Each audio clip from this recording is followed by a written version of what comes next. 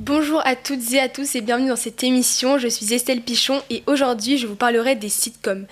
Des premiers sitcoms aux plus récents, les sitcoms ont beaucoup évolué et marqué des générations.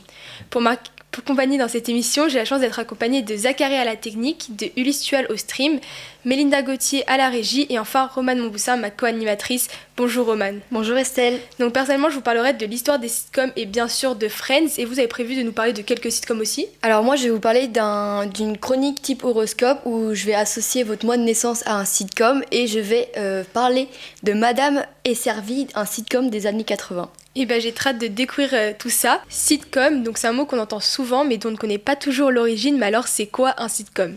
Le mot vient de situation comedy, autrement dit une comédie de situation.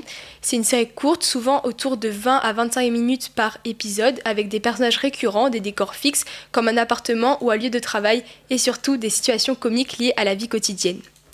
Le but, faire rire, bien sûr, mais pas seulement. Les meilleurs sitcoms parviennent aussi à toucher, à faire réfléchir et à créer des liens forts avec leurs personnages.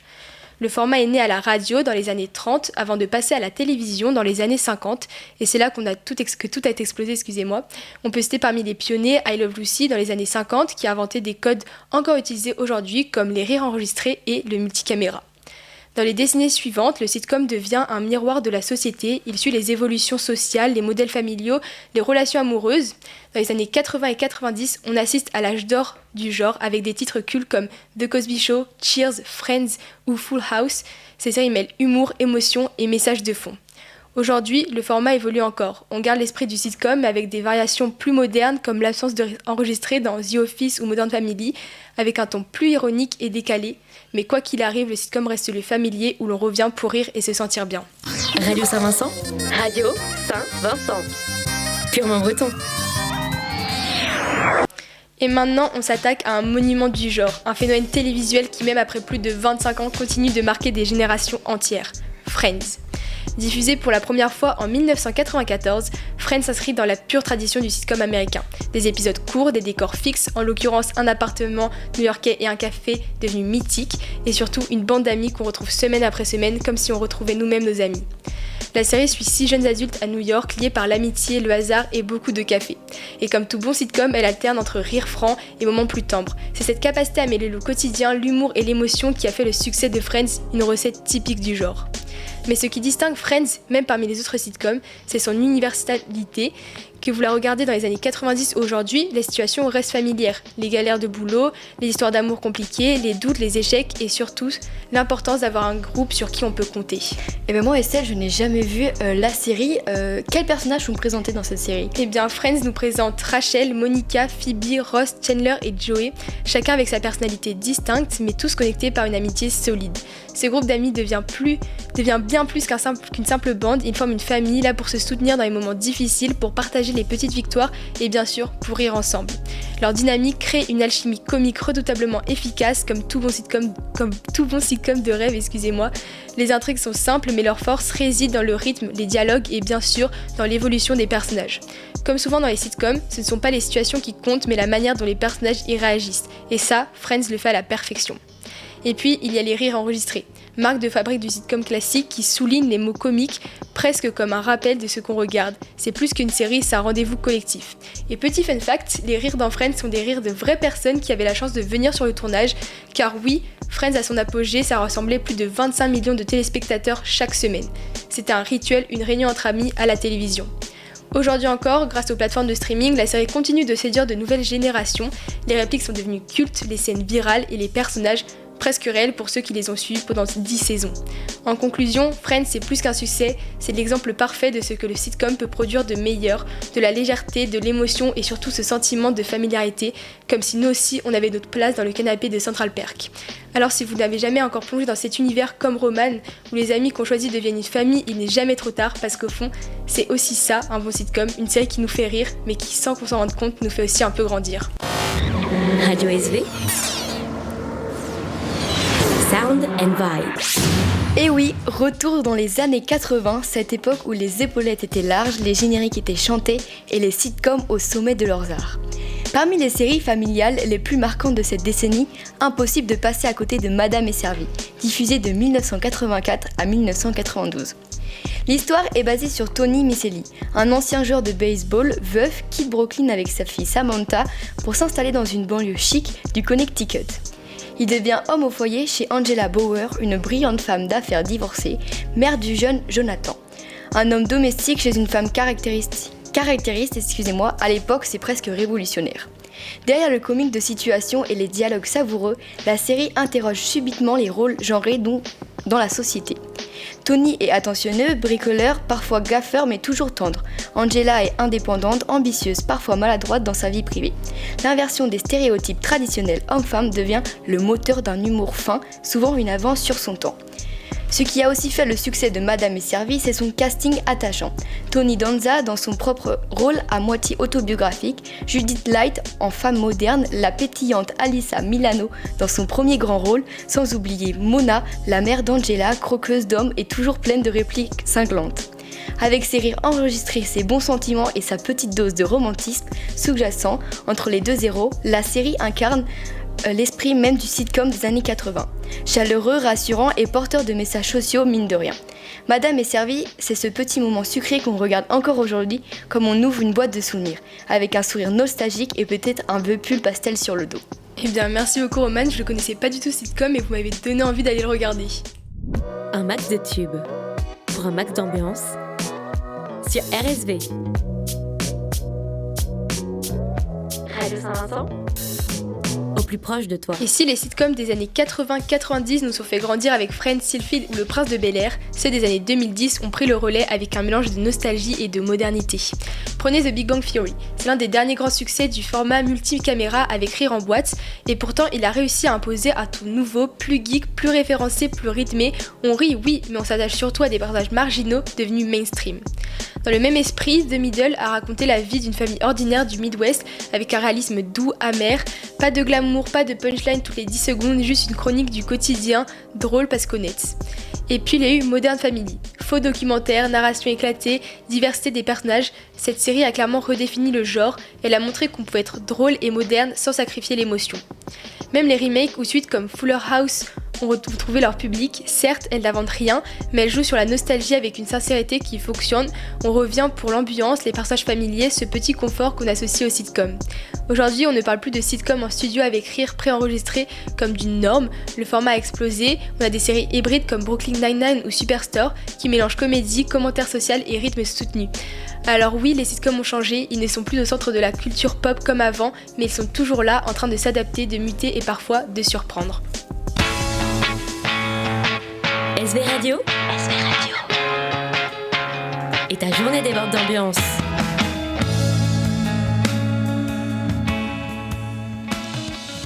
Il est 12h54 et je vous propose d'écouter Clint Eastwood Gorillaz avant l'interview de Yasmine sur son sitcom préféré.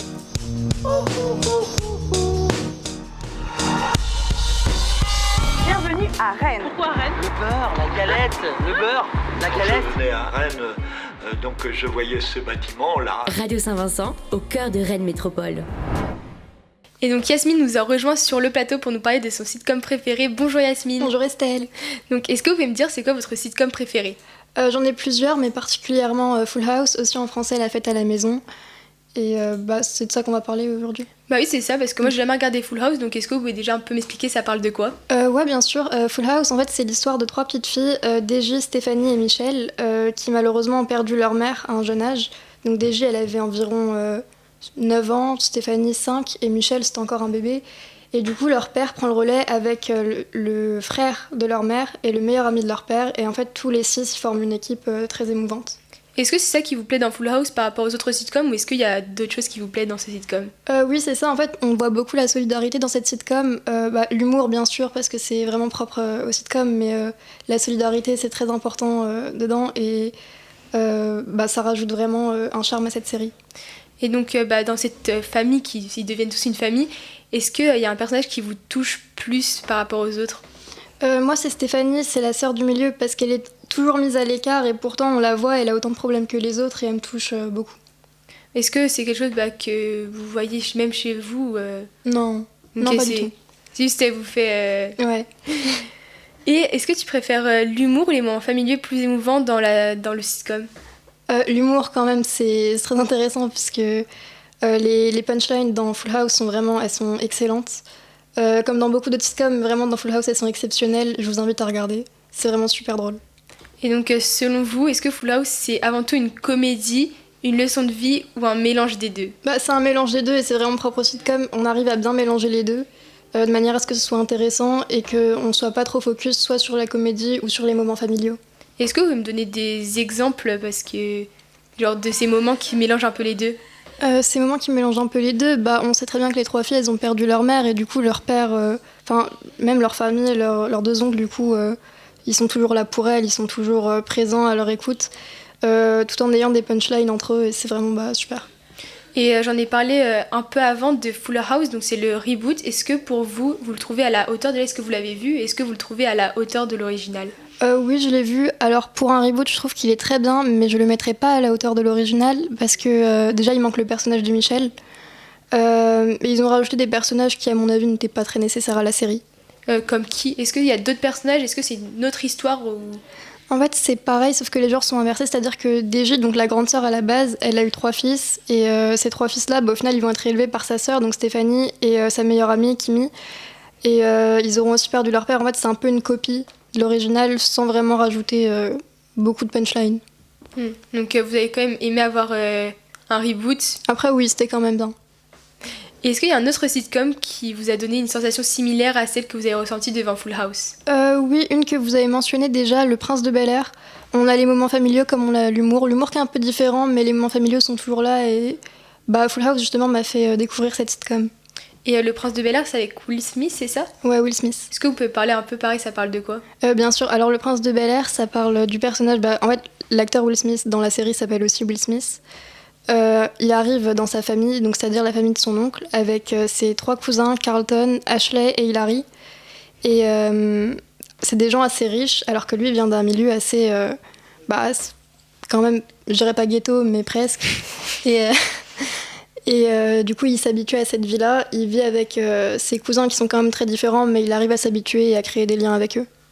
Et quand vous parlez de sitcom, est-ce qu'ils sont actuellement à la page de la télévision ou c'est des rediffusions ?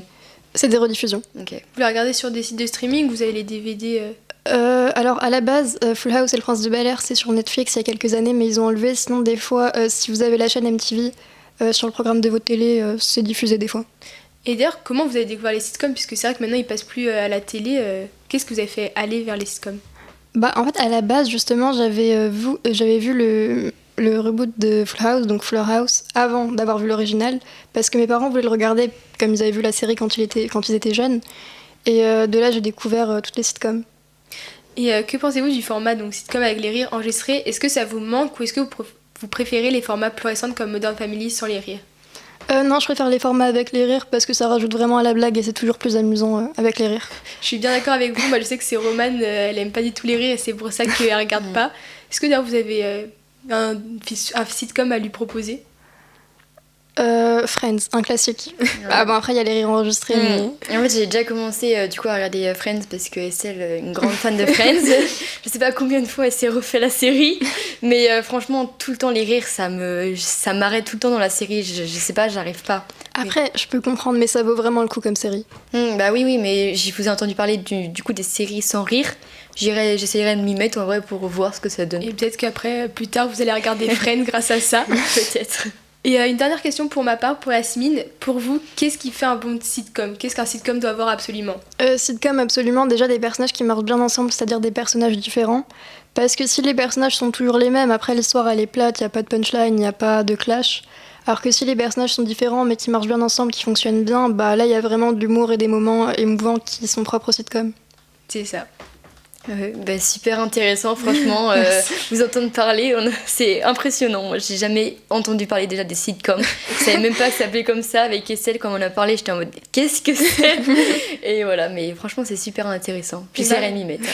Et merci beaucoup, Yasmine. Vous avez presque donné envie à Romane de regarder les sitcoms. Au revoir. Votre horoscope du jour sur Radio Saint-Vincent. Et là, on va se retrouver pour un horoscope un peu spécial. Romane va nous dire notre sitcom en fonction de notre mois de naissance. En effet, janvier, vous êtes associé au sitcom The Office. Organisé et sérieux, vous cachez un humour absurde et pince sans rire. Votre quotidien ressemble à un bureau où tout peut basculer à une seconde. Février, c'est How I Met Your Mother. Romantique et nostalgique, vous aimez raconter votre vie et croire aux histoires d'amour compliquées mais touchantes. Mars, c'est The New Girl. Créative, un peu décalée, vous êtes adorablement, maladroit et apporter de la vie partout où vous passez. Avril, c'est Brooklyn Nine-Nine de sitcom qui est imprévisible et loyal, vous faites rire même dans les situations les plus tendues avec un vrai esprit d'équipe. Et pour les gens nés en mai? Alors, pour les gens nés en mai, c'est Friends, la série que vous adorez. Sociable et chaleureux, vous aimez le petit cercle d'amis, les cafés et les situations cocasses du quotidien. Ah, je suis dégoûtée, je voulais trop avoir Friends, j'ai hâte de savoir ce que je vais avoir. Attendez un peu. Juin, c'est Park and Recreation, optimiste et motivé, vous croyez en vos projets, même les plus fous, et vous aimez créer du lien. Juillet, c'est That's 70, l'anglais, show, nostalgique et insouciant, vous adorez vous amuser sans prise de tête, en profitant du moment présent. Août, vous êtes associé au sitcom Community. Créatif et un peu chaotique, vous analysez tout avec humour et vivez votre vie sans une série méta. Septembre, c'est The Big Bang Theory. Comment on dit ça? Je sais même pas dire ça. The Big Bang Theory. Ah, exactement, l'anglais n'est pas. On accepte. Intellectuel et attachant, vous aimez comprendre le monde et déchiffrer les mystères du cœur. Octobre, c'est Wednesday. Sarcastique et mystérieux, vous aimez l'humour noir et les ambiances gothiques avec un cœur bien tendre. Novembre, c'est Fleabag. Drôle et introspectif, vous cachez vos blessures derrière un humour mordant et une sincérité au cœur bien. Et alors pour décembre? Alors pour décembre, c'est Modern Family. Chaleureux et un peu bordélique, vous aimez la famille, les retrouvailles et les crises qui font grandir. Merci beaucoup Romane, je suis un peu dégoûtée de ne pas avoir eu Friends, mais bon, Modern Family c'est quand même bien. Oui, exactement. Pour bien continuer la journée, écoutez votre horoscope sur Radio Saint-Vincent.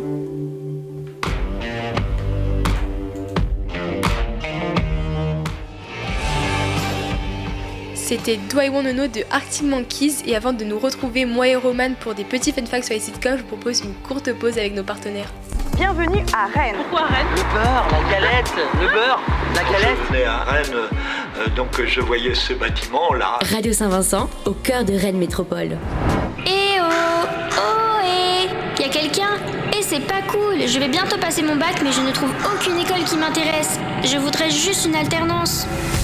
Elle, c'est Maria, et heureusement pour elle, il y a l'ESCAM. L'ESCAM possède 5 choix de filières: communication et digital, tourisme et aérien, immobilier et finance, commerce et marketing, et enfin management et RH. Les formations vont du bac+2 au master. Et pourquoi est-ce que l'ESCAM peut m'aider dans ma recherche d'alternance? Eh bien parce que ces étudiants, ils sont tellement bien suivis que 2 étudiants sur 3 trouvent une alternance. Et en plus, l'ESCAM fournit 35 heures de cours de développement personnel. Et où peut-on trouver un campus? L'ESCAM a un campus à Rennes, mais également à Lorient et à Brest.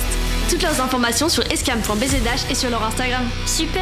Oh là là, ça va pas du tout. Qu'est-ce qui se passe? T'as entendu parler de l'IESEG? L'IESEG? Bah oui, cette école de management qui propose 2 programmes post-bac, le programme Grande École en 5 ans ou un bachelor en 3 ans. Ah oui, l'IESEG!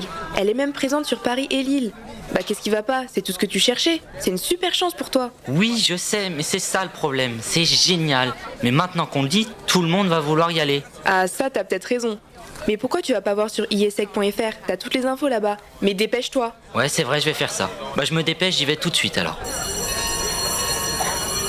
Retrouvez toutes les infos sur iesec.fr. HEIP, l'école des hautes études internationales et politiques. Depuis 125 ans, notre école forme des citoyens engagés et éclairés, prêts à façonner un avenir plus juste et plus durable. Penser, débattre, agir, 3 mots qui incarnent notre vision pour comprendre les dynamiques internationales et imaginer des solutions aux défis contemporains. Découvrez nos programmes en français et en anglais, nos campus en France et à l'international, ainsi que nos partenariats avec 40 universités. Nos programmes diplômants garantissent une formation de qualité et une reconnaissance professionnelle. Inscrivez-vous à nos événements pour découvrir notre campus au cœur de Rennes sur heip.fr. Rejoindre HEIP, c'est être prêt à transformer le monde de demain. Radio Saint-Vincent, c'est les tubes d'hier et d'aujourd'hui. Radio Saint-Vincent. Et comme promis, on va vous donner quelques petits fun facts sur les sitcoms. Donc Friends, le célèbre canapé orange du Central Perk, a été trouvé Dans un sous-sol poussiéreux des studios de Warner Bros, une trouvaille de dernière minute. De Big Bang Theory, Mayim Bialik alias Amy est vraiment une docteure en neurosciences, une vraie scientifique qui joue une scientifique. How I Met Your Mother, les enfants assis sur le canapé, leurs scènes ont été tournées dès la première saison pour garder leur apparence identique pendant 9 ans. The Office, US, les ordinateurs sur le plateau fonctionnaient vraiment, les acteurs s'envoyaient même des mails entre deux pièces. Brooklyn Nine-Nine, le personnage de Terry adore le yaourt et Terry Crews aussi dans la vraie vie. Cette passion est 100% authentique. Modern Family, T. Burrell qui joue Philip Dunphy a improvisé plusieurs de ses moments les plus drôles. Le gars est un pro de l'impro. Full House, les jumelles Olsen ont partagé le rôle de Michelle à partir de l'âge de 9 mois et le public n'a jamais su qui était qui. The Middle, le personnage de Brick chuchote à la fin de ses phrases, idée totalement improvisée par l'acteur à l'audition et ils ont gardé ça. Seinfeld, le dernier épisode a attiré 76 millions de téléspectateurs aux États-Unis, c'est plus que certains finales du Super Bowl. Parks and Recreation, Chris Pratt a tellement improvisé qu'une de ses blagues est devenue virale sans jamais avoir été écrite dans le script. That 70's Show, Ashton Kutcher était plus jeune que Topher Grace, mais jouait pourtant un personnage censé être plus vieux. Two and a Half Men, Charlie Sheen gagnait jusqu'à 1,8 million de dollars par épisode. C'est le salaire le plus élevé jamais versé dans une sitcom. Et oui, moi j'aurais pensé que c'était Friends, mais Friends c'était que 1 million par épisode. Est-ce que vous voulez un petit fun fact sur Friends ? Eh ben oui. Au début, donc dans la saison 1, c'était David Schwimmer, donc l'acteur qui joue Ross, qui gagnait le plus parce que chaque personnage avait leur propre saison où il était un peu le personnage principal. Sauf que David Schwimmer, il allait voir les producteurs et il a dit que pour être un bon groupe d'amis, c'était injuste qu'il soit plus payé. Et donc il a fait gagner à tous ses coéquipiers 1 million d'euros par épisode. My God, la solidarité. Et oui, et j'espère que vous en avez appris beaucoup grâce à ces petits fun facts, mais moi j'en ai appris également. Bienvenue à Rennes. Pourquoi Rennes ? Le beurre, la galette, le beurre, la galette. Je venais à Rennes, donc je voyais ce bâtiment là. Radio Saint-Vincent, au cœur de Rennes Métropole. Il est 13h25 et cette émission touche bientôt à sa fin. J'avais choisi Romane en co-animatrice pour lui donner envie de regarder des sitcoms. Est-ce que ça a marché, Romane ? Eh ben franchement oui, je vais peut-être m'y mettre à Modern Family et après Friends. Bah ça c'est vraiment parfait. Est-ce que vous savez à peu près ça parle de quoi Modern Family ? Alors pas trop, mais j'ai su avec l'invité Yasmine qu'il n'y avait pas de rire derrière, du coup ça m'a motivée. Et je vous conseille d'aller vraiment voir, si pareil c'est les rires qui vous dérangent, allez voir Modern Family. On en a cité plein d'autres pendant cette émission, donc si vous savez pas trop quoi regarder, vous avez juste à regarder cette émission et à savoir quel sitcom aller voir. Mais en tout cas, moi je vais devoir vous laisser vous dire au revoir pour peut-être aller vous laisser regarder un sitcom. Donc merci beaucoup Romane. Merci Estelle. Merci beaucoup Ulysse qui était au stream, Zachary à la technique et Mélinda à la régie. J'ai passé une agréable émission, on s'est bien amusé. Bon après-midi à vous.